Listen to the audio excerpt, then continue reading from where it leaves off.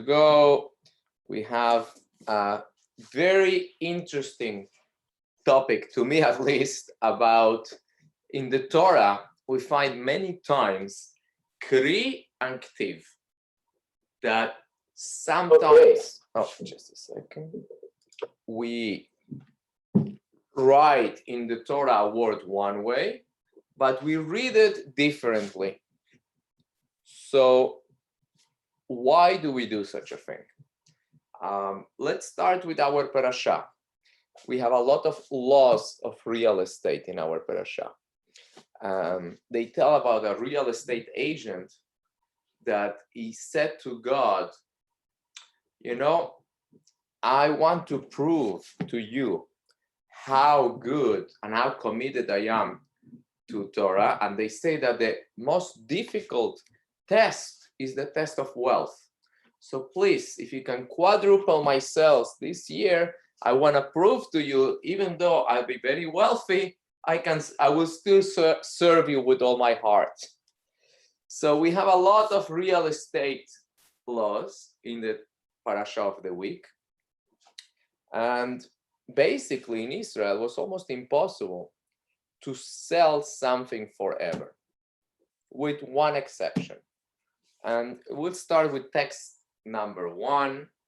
It's from our parasha, Vayikra, chapter 25, verses 23 and on. והארץ לא תימכר לצמיתות, כי לי כל הארץ, כי גרים ותושבים אתם עמדי, ובכל ארץ אחוזתכם גאולה תיתנו לארץ, which means the land should not be sold permanently, for the land belongs to me, for you are strangers and temporary residents with me. Therefore, throughout the land of your possession, you should give redemption to the land. This is a beautiful law, because let's say someone has a hard time financially and he loses everything, and he has his land that he inherited from his grandfather, that got it from his grandfather, and it's been in the family for generations. All of a sudden he loses everything. Imagine how depressing will be that he sells his land and he knows that his children will not have the land that was uninterrupted part of the family for centuries. So the Torah says, no, not such a thing. Even if someone falls on a hard times and he has to sell his land, redemption, you should give redemption to the land. How does it work? Let's continue with the text. If your brother becomes destitute and sells some of his inherited property, his redeemer, who is related to him, shall come forth and redeem his brother's sale. So this is beautiful responsibility for a person to his brother. He says, if your brother lost everything and he sells off, listen, this is family, mishpacha, should be helping each other. Redeem the land for him, buy it for him. And if a man does not have a redeemer, but he gains enough means to afford its redemption, he should calculate the years for which the land had been sold and return the remainder to the man when he sold it, and then he may return to his inheritance. So let's say that the land was sold for the maximum. The maximum is 49 years, let's make it easy. Let's say he sold it for 40 years. And he got paid $40,000. Now, 10 years later, he has money all of a sudden. He could pay $30,000 and get back his land. But if he cannot afford enough to repay him, his sale should remain in the possession of the one who has purchased it until the Jubilee year. And then in the Jubilee year, he should go out and revert to his inheritance. So you can never sell a land in Israel for more than 49 years. Always comes back. So if the person lost it, at least he has the comfort to know his children will get back the land. As they say, nish gefarlach, not so terrible. Every 49 years, Jubilee year comes, or the 50th year, and all land goes back to original owner as it was divided by Yeshua to the tribes and generations after that. But there is one exception. When you sell a home inside of a city that has a wall, like the old Jerusalem, then you have 12 months only to redeem it, to buy it back. After that, it's lost forever. Text 1b. ואיש כמכור בית מושב עיר חומה, והייתה גאולתו עד תום שנת ממכרו, ימים תהי גאולתו. ואם לא הגע אליו מלאת לו שנה תמימה וקמה בית אשר בעיר אשר לא חומה לציטוט לקונה אותו לדורותיו לא יצא בעיר. But I read this whole thing in Hebrew because there is the law, and the law, there is two laws, one with an aleph and one with a vav, which make a big difference. Law with an aleph means no. Law with a vav means, in this case, yes. So how does it work? Let's see the English. And when a man sells a residential house in a walled city, its redemption might take place until the completion of the year of its sale. Its period of redemption should be a full year. But if not redeemed by the end of a complete year, then that house which is in the walled city shall remain permanently the property of the one who purchased it throughout his generations. It will not leave his possession in the Jubilee. So it's a big deal if it says lo chokhmah, or with an aleph, which means no wall, or lo chokhmah with a vav, which means it does have a wall. So in this translation already we said that the house, the city where this house is that we're discussing, has a wall. But let's see what Rambam says. Text number 2. In the Jubilee, servants are released and land is released. This refers to the laws regarding the sale of land in the Torah. This is a positive commandment, as the verse says, you should grant redemption to the land. The portion of the land of Israel that were divided among the tribes can never be sold permanently. As the verse states, the land will not be sold in perpetuity. If one sells the land in perpetuity, both the buyer and the seller violate a negative commandment of the Torah.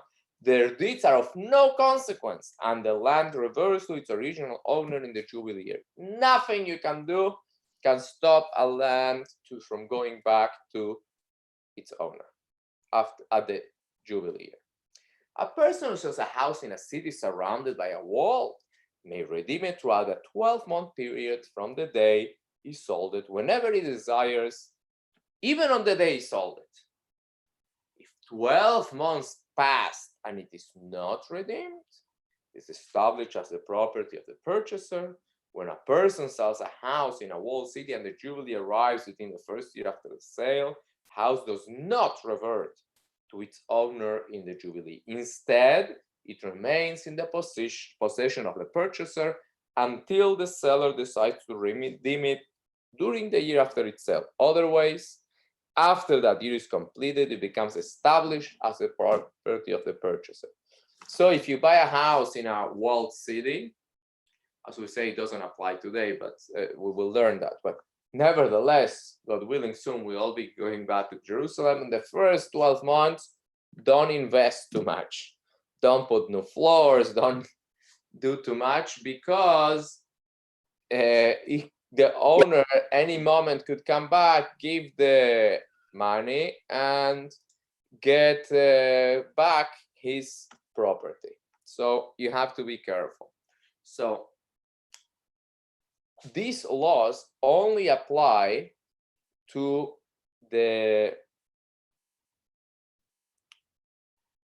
when the Jewish people are in the land of Israel, and most of them are there, living there.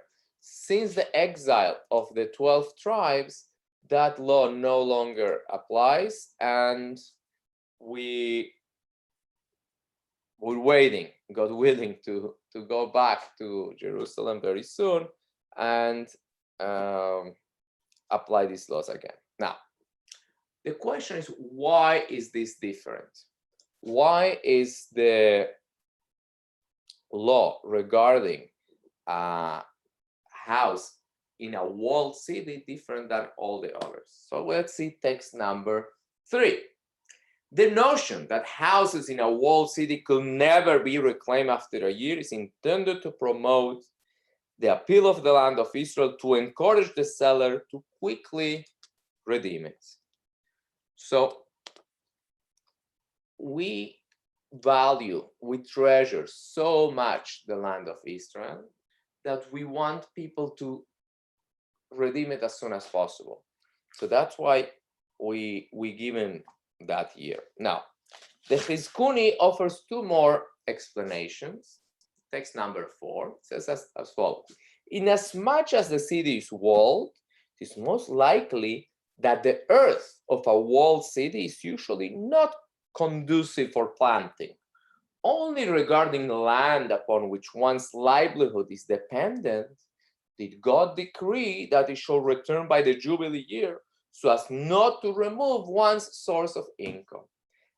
So that makes sense. You know, this land has been in the family for decades, hundreds of years, and now he fell on a hard time. Torah says, don't worry, you can sell it, but the source of income of your family eventually will come back. If you don't get it, your children will get it. Another reason, usually when one purchases a home in a walled city is with the intent of remaining there permanently. And of course, one does not fully settle in someone else's house, nor does he renovate it. Therefore, such a home does not return by Jubilee, because if you want to make your home, you want to invest, make it beautiful, but you want to be able to stay there. But in the case of fields and home in open cities, which people tend to lease and not necessarily buy, the Torah states that they are returned in the Jubilee year because not such a big deal. In a field, you don't make personal changes as much. Now, the Meshech Chochmah gives us a very practical and tactical reason, even when Jewish people have to fight enemies, which walled cities, that's what they're designed for, to be like a fortress to protect the people inside. Text number 5. Walled cities are cities that are used to protect from enemies. It is where citizens of a country brace if there is a siege. If the law will be that a home in a walled city will return in the Jubilee year, over the course of 50 years, it's possible that numerous homes will be sold. Then, in the Jubilee year, many former owners will return to their estates, and the city will thus be filled with strangers who are unaware of the ins and outs of the city. They will not be cohesive and unified from that they're not acquainted with each other, and they will not be able to support the city and to put a common front against an enemy. Hence, the Torah gave only 1 year for the home to be returned. Otherwise, it's to be sold forever.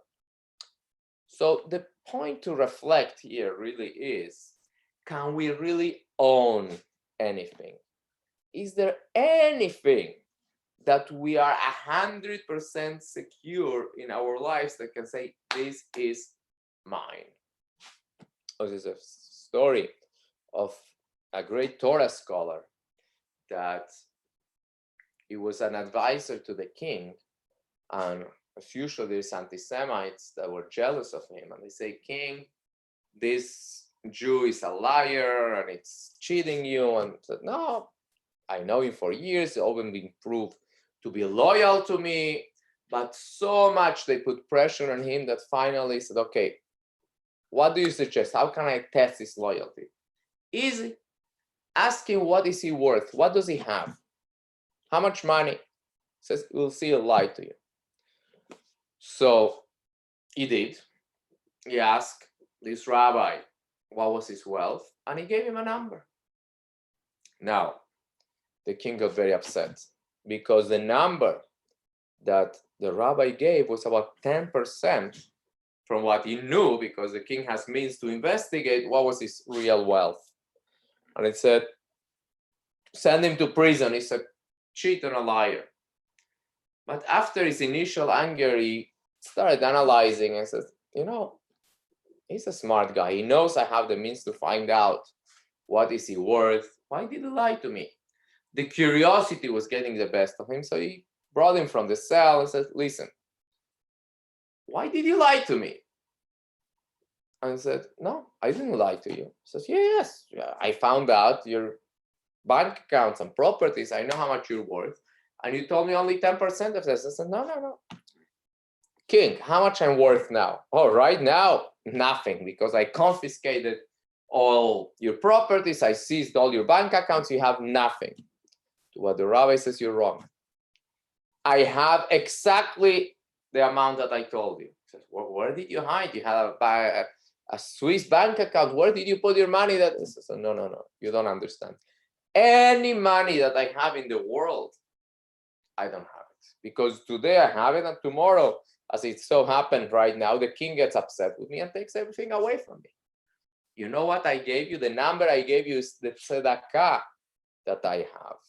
The 10% that I'm supposed to give to God, that you cannot touch because I already gave it. Poor people already ate from those funds. Torah was taught in the world. Children, a new generation was educated thanks to my contribution, and that nobody, not even the king, can take it away from me. So this is the real lesson. That is nothing physical. I think that it's really mine. We don't really own anything, and this will be a little bit the part of what we'll learn today. And we'll go now into what I mentioned at the beginning, the beautiful difference between kriv and ktiv. Kriv and ktiv. Why does the Torah sometimes write something and we're supposed to read it differently? It's very strange. If you're supposed to read it one way, write it one way. I don't think there is any other book that you write something one way, but no, don't read what is written, but read something different. So let's go to text 1b. ואם לא יגאל עד מלוא שנה תמיד קם הבית אשר בעיר אשר לא, חומה לצמיתות הקונה אותו לא אותה יוצא ויובל. So again, it's written with a vav, we read it, it's written with a aleph, we read it with a vav, and it says it's just one letter, but it makes a big difference. Because the English text, but if it's not redeemed by the end of a complete year, then that house, which is in the walled city, shall remain permanently the property of the one who purchased it throughout his generations. It will not leave his possession in the Jubilee. So if you read law with an aleph of its written, means a house in a city that has no wall. But no, we don't say that. We read it law with a vav, which means a house in a city that has a wall, and it's a tremendous difference. So even though the difference is not audible, because law with an aleph and law with a vav sounds the same, but the difference is between yes and no. So the question is, why? Why there is a Mesorah, a tradition that comes all the way back from Moshe Rabbeinu in Mount Sinai, that there is certain words that we read different than the way they're written. Are there two ways to interpret it? So let's see what the Talmud says. Rabbi Yitzchak said, text number 6, the textual reading as transmitted by the scribe, the stylistic embellishments, words read in the text but not written, and words written but omitted in the reading, are all halacha from Moshe at Mount Sinai. So it's not that like a little side note by the translator. No. Moshe got from our Creator that this is the way you write it, but this is the way you pronounce it. The question is, why? Which one is true? The reading, the writing? So there is many opinions on this, but the Maharal of Prague, the great mystic, he writes very clear and very strong text number 7. It says, we have already stated in the previous chapter that it's not possible to amend God's Torah. It's not possibility of reforming anything that's written in the Torah. It is not subject to change, addition, or subtraction, not in the words, letters, or vowels. Everything was given to Moshe on Mount Sinai, and it's holy. The above is in contrast to some grammarians and other scholars whose tongue deserve to lick the ground and whose words should have not been written. Some fools accepted their words as it is a simple matter without any contention in this matter of Kri and Ktiv. These are very strong words, unusual for a Torah scholar to use. Some explain the matter of Kri and Ktiv as follows. Ezra the scribe found various different versions of the Bible, so when he wasn't sure what the correct version was, he will record one version in the text and leave the other section in the oral tradition.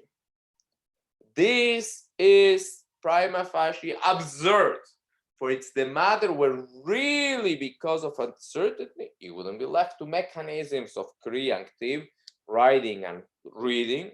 Rather, it will just write, this word is uncertain. As we find sometimes that there is no clarity, the rabbis are not shy of saying, I don't know. Rashi many times says, I don't know. Others claim words that are better left unsaid, as if the prophet Jeremiah was not precise with his language. Thus, the holy author was compelled to amend it orally to use appropriate language, but was afraid to actually tinker with the text that was stated with the divine spirit. One who speaks such words offends the prophets, and have uttered words that no one has ever dared utter before, as if to say the prophets didn't know proper language. There really is no need to respond to such foolishness. It is clear that these people have strayed from the path of our sages as if they know better. Yes, they were obviously battered. Why is necessary to have Kri and Ktiv, to write one way and to pronounce it differently? Anyone familiar with wisdom knows the following. Ktiv is for the written text, as the entire purpose of writing is to record something for print. All published books are holy. By contrast, the Kri is not a book per se. Rather, it is what people rely orally as they read the printed word. As such, at times, the printed word appears a certain way to allude to certain deep ideas. A mechanism available only in the written word. For a book is recorded wisdom. When a person contemplates the written matter, they discover that wisdom. However, when a person casually reads the book, it's only appropriate that it be simple language, for the deeper language is far removed from the casual reading for the average person. This is a tradition handed to us from Moshe at Mount Sinai. What's more, at times it was necessary to add the Kri so that people could understand it, whereas the Ksiv is not necessary, for, as stated, a book of wisdom doesn't need as much explanation. Know that it is a tradition for Moshe at Sinai that there be both a written and oral tradition without any degradation to either one. For when the Kri is as a person will talk to the counterpart, it is then set apart from the Ksiv, the recorded book inspired by divine spirit. So we have to take into account both the way something is written and the way something should be read. So if it's so, seems to be that they are undermining each other. Which one is the real one? How do we know? So Rashi explains that the law with an aleph is to give us a lesson of what does it mean a walled city. As we said, law with aleph means no. So he says the following: even if a city used to have a wall on the times of Yeshua, and now there is law, now it does not have a wall, we still consider it a walled city, even if there is no physical wall now, and the property stays with after the event. Let's see text number 8. As the phrase is written, it means which has no wall. Oral tradition teaches us that we read law, meaning to which there is, hence a city to which there is a wall. Our rabbis of blessed memory said, even if the city does not have a wall now, since it once had one, the laws of our passage still apply. So we have a practical lesson why one law is with an aleph and one is with a vav. Very good. We got something on the halacha, but there is always a little deeper, mystical, profound lesson. So we're going to share something which is vital lesson about money, security, and status. So we learned the law of the Yovel, the Jubilee year, that every 50 years, everything goes back to its owner. If I sold a field, the field comes back to me. What is the point of this? God is saying nobody really owns anything. Anything at any time is subject to change. Why? God says, because you are temporary residents with me. The only owner of everything is Hashem. As is traditional, when you put your name on a book, many people write Lamet Hei Vav. What does it mean? L'Hashem haaretz umloa. The earth and all its contents belong to God. Nevertheless, I'm holding on to this book for now, therefore I'm putting my name, but it's not that I'm really the owner. It's something important, that not the poverty of the poor or the wealth of the rich are forever. There is no contract that of entitlement that somebody will forever have something.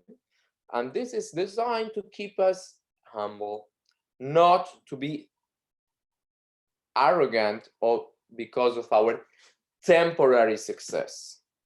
And this is actually one of the hardest things for humans to accept, that our existence is very fragile. Our materialistic reality could change overnight.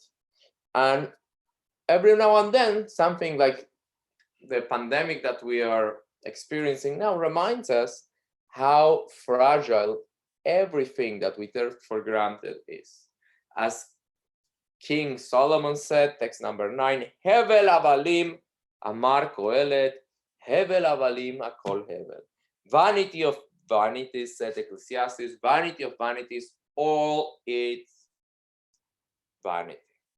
So every 50 years was like a tsunami to shatter everything and remind us, Kili kol haaretz, that the only owner of the world is God. Now, some people think that they can outsmart the system, outsmart the Yovel, and therefore what? I'll buy a house in a walled city, in a city that is protected, that is strong. And once I buy it, it's mine forever. So this is very representative, the idea of a walled city, because the old days, the bigger the wall, the thicker, the stronger. Say, oh, I'm protected, I'm insured 1,000%. Nobody, nothing could help me here. But as we will learn, walls crumble, markets crash, money gets devaluated. There is no eternal walls. There is nothing you can build and say, oh, I'm safe forever. But there is one type of wall that is really impenetrable, as the Maharal, Rabbi Yehuda Leib, writes in his book, text number 10. The Mishnah states, do not crave the table of kings, for your table is greater than their table. The wealth of Torah is greater than the wealth of kings, because the Torah is eternal. In contrast, the wealth of kings is material, subject to deterioration and loss. So if something we learn from history is that those who appeared invincible and unbreakable are no longer. There were great empires like Egypt, Greece, and Rome, and they all claim immortality. Also communism and Third Reich, they promise the world that they're here to stay, and Baruch Hashem, they were all wrong. That's why God says, Kili kol haaretz, I own the land. Nobody can outsmart the Yovel. Sometimes takes 10 years, 50 years, in the case of Rome, 500 years, but nothing is forever. It's a very interesting thing, not going back to so long. In August of 1961, the communists put a wall, the famous Berlin Wall, to prevent those who were in the communist part to go to the democratic West Berlin. But the day came, June 12, 1987, when President Reagan said, as I look out a moment ago from the Reichstag, the embodiment of German unity, I noticed the words spray painted upon the wall. This wall will fall. Beliefs become a reality. And as President Reagan said, Mr. Gorbachev tear down this wall. So all physical walls are destined to fall. From the greatest Iron Curtain that crumbled, the Yovel comes every once in a while to remind us that there is not a market or an empire, a civilization that could stay forever. So then the question is, the Torah is talking about a walled city that the Yovel does not cancel out. What is that is guaranteed forever? So the answer comes from the law with Al Aleph, which means the only wall that stands forever is the one that is law. Law means no. A wall that doesn't look like a wall, that doesn't seem like a wall. So what is this timeless wall that doesn't seem to be a wall? Is the eternal wall. As we mentioned before, what is considered a wall, as a walled city? Those who were in the times of Yoshua bin Nun. Who was Yeshua? Yeshua is the one that received the tradition, the Torah from Moshe, and gave it to the Jewish people. As we'll see, text 11, a residential house in a walled city. This refers to a house within a city that has been surrounded by a wall since the days of Yeshua bin Nun. Why? Because Yeshua is the one that gave the land of Israel its holiness until today. He is the one that gave out the land, a portion to the different tribes and each family and each man, and he made it holy. That's it, text number 12. Whenever the land of Israel is mentioned, the intent is the lands conquered by the king of Israel, a prophet, with the consent of the entire Jewish community. This is called a conquest of the community. If, however, an individual Jew, a family, or a tribe goes and conquers a place for themselves, even in the land given to Abraham, it is not considered as the land of Israel in the sense that one is obligated to observe all the mitzvot there, mitzvot that depend on the land. For this reason, Yeshua and his court divided the entire land of Israel into tribal portions, even though it was not conquered entirely at the time. They already divided ahead of time what is supposed to be Israel. It's this way, when every tribe will ascend and conquer its portion, it will not be considered as merely an individual conquest, rather than extensions of Yeshua's communal conquest. So Yeshua's walls, the walls of Moshe, the walls of Sinai, those are eternal. They defy the flow of history. They are unaffected by crisis and chaos. And you can say these walls are fragile or even non-existent today. They appear to be written with an Aleph, which means no, there is no wall, but the reality is that it is with a vav, which means it's an eternal wall. And to understand this better, we'll read text number 15, which is a captivating story from the Talmud. The emperor sent upon the people of Jerusalem Vespasian the Caesar, who came and besieged Jerusalem for 3 years. There were 3 men of great wealth in Jerusalem, Nakdimon ben Gurion, ben Kalbasavua, and ben Tzitzit Akeset. One of them said, I will supply with wheat and barley for the whole population of Jerusalem. Second say, I will supply them with wine, oil, and salt. The third say, I will supply them with wood. It's interesting how wine seems to be important here for the survival of the people. But then there was trouble. So there was stability. Even though they were surrounded by enemies, they could have held on for the longest time. But the Birioni, a zealot band, were then in the city. The rabbi said to them, let us go out and make peace with the Romans. They would not let them, but on the contrary said, let's go out and fight them. The rabbi said, you will not succeed. The Birioni then rose up and burned the stores of wheat and barley so that the famine ensued. They thought if there is no food, people will be desperate and everybody will go out and fight with us. Abba Sikra, the head of the Birioni in Jerusalem, was the son of the sister of Rabbi Yochanan ben Zakkai. The latter sent him a message saying, come to me privately. When he came, he said to him, how long are you going to carry on this way and kill all the people with starvation? Abba Sikra replied, what can I do?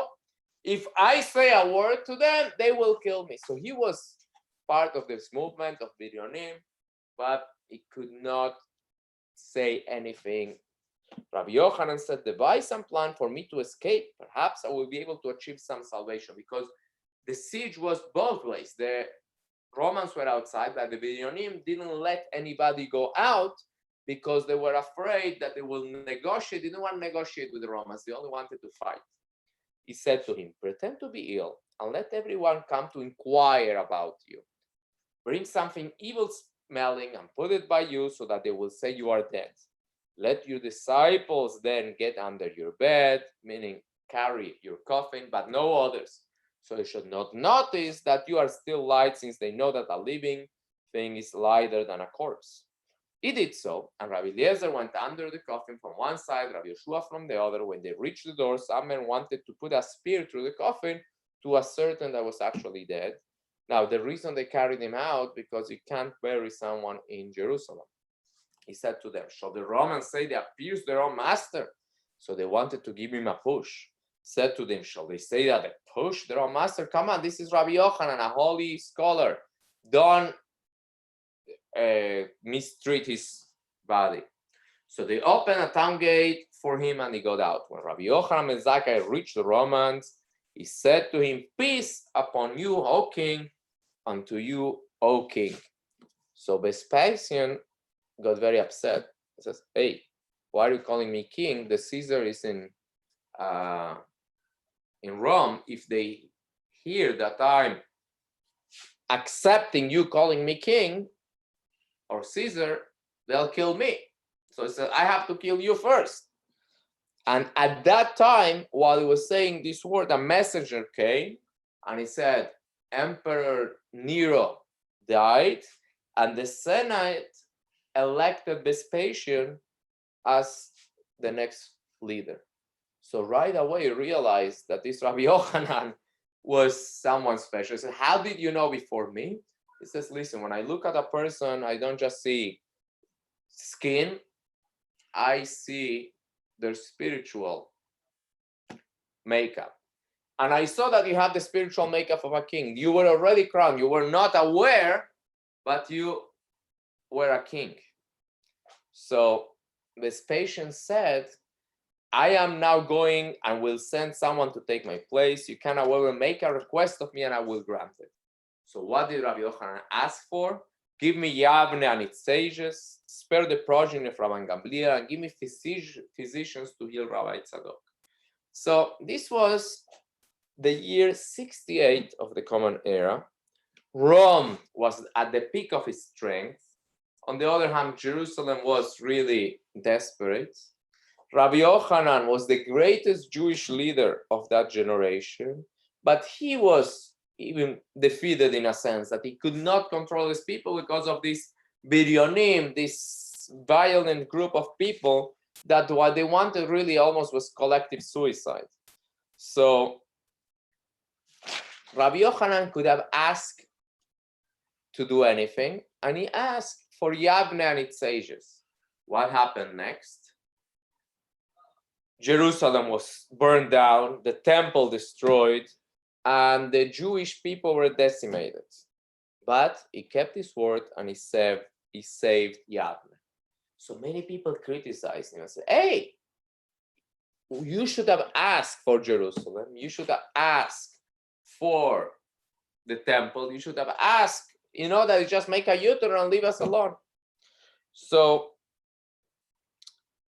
there is a simple explanation that we give. Tafasta merube lo tafasta. When you want to grab too much, you grab nothing. If he would have asked for everything, he would have gotten nothing. So he asked for less, but there is another explanation that we're going to learn today, that Rabbi Yochanan knew where is the real security, where is it at, where is the real wall. Text 14. Amar Rabbi Yochanan, ani choma zu Torah. Rabbi Yochanan said, the verse says, our wall, this is the Torah. The real fortress is the fortress of Torah. The real tower is the tower of mitzvot. The wall of Jewish values and tradition, this is what will preserve us throughout history. Not mortar and stone, not dollars and stocks, but words and deeds. Words of Torah, the deeds of mitzvot. These are walls that will never falter because they are divine. Just as God is eternal, the Torah is eternal, and while Rome is subject, the Roman Empire is something that we study in school.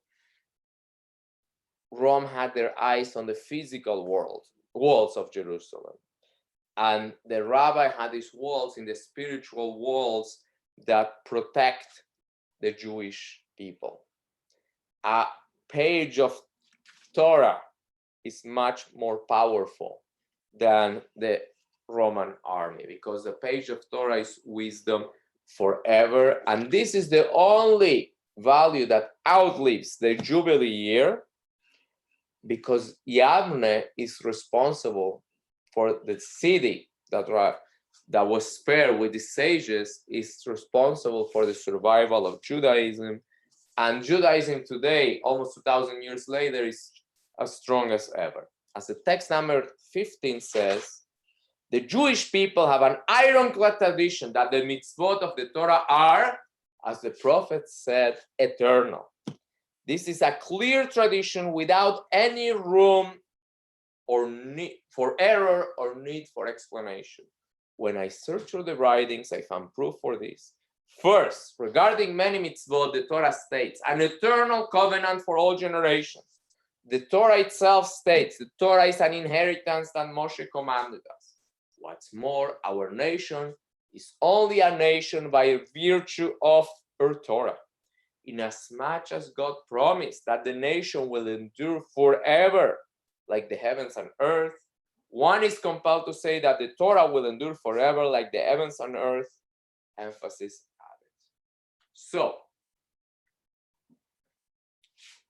let's learn a little more to recent history. What people consider immortal empires like Lehman Brothers, Goldman Sachs, Morgan Stanley, and all those, Chrysler, GM, Freddie Mac, what people thought that were foolproof investments, sometimes they vanish overnight. The wheel of fortune is constantly spinning. And even the greatest wall of our culture, Wall Street, comes crashing down sometimes. So countries, nations that they seem invisible, Denmark, France, and Australia, that there is crisis overnight that people think, oh, these are untouchable. And we realize that nothing is untouchable. We all crave for financial stability, but we know that anything that a person has could go up in smoke in minutes. Nothing could be taken for granted, really. The security that we thought once, we realize not so simple, So people could ask, okay, these are very difficult realities to deal with. Nothing is safe anymore. If finance, politics, ideologies, all these things can change overnight. So where do we invest? So as parents and educators, we try to give our children something that will be with them forever. The one thing we can give them is education. We give them real walls of values, of morals, of Torah, of mitzvot. This is something that can be trusted forever. A Berlin Wall or any other wall that we build could be there today and gone tomorrow. As Rambam wrote to the Jews of Yemen in his famous letter, the last text, number 16, God already promised our forefather Jacob that though the nations of the world will subdue, oppress, and overpower his descendants, they will nevertheless endure, their oppressors eventually falling away. As the verse states, and your seed will be as the dust of the earth. What does it mean? Though they will be as dust that everybody treads upon, eventually they will overpower and triumph over them all, just as the earth eventually buries all those who tread upon it, enduring for eternity, while those buried underneath, not so. God promised us through his prophets that we will be never exterminated, never cease to be his treasured nation, just as God himself cannot cease to exist, so it is with the Jews, as it is stated, I, God, do not change, and you, the children of Jacob, will never be exterminated. So, to recap everything that we learned today, the legal definition of a walled city is a city that was walled in the times of Joshua, when he made the land holy, when he gave the Torah to the Jewish people, he injected sanctity to the Holy Land, and such a holiness will stay forever. Throughout history, many walls have gone up and down, and people still continue to build physical walls, but we know that those don't give us the stability that those we so much desire. None of the physical walls are forever. The only one that has been proven to stand throughout the test of time is the walls of the Torah.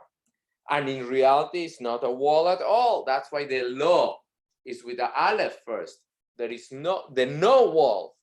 The wall that is not physical is the only wall that is forever. And that's how we learn the deeper meaning of words that are written and read differently in the Torah, because both of them complement each other.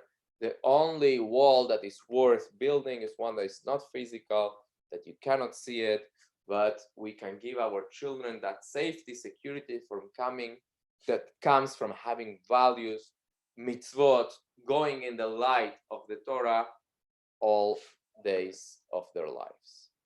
I will open now to those who want to ask questions. With pleasure. Sorry. Any questions? Feel free to ask.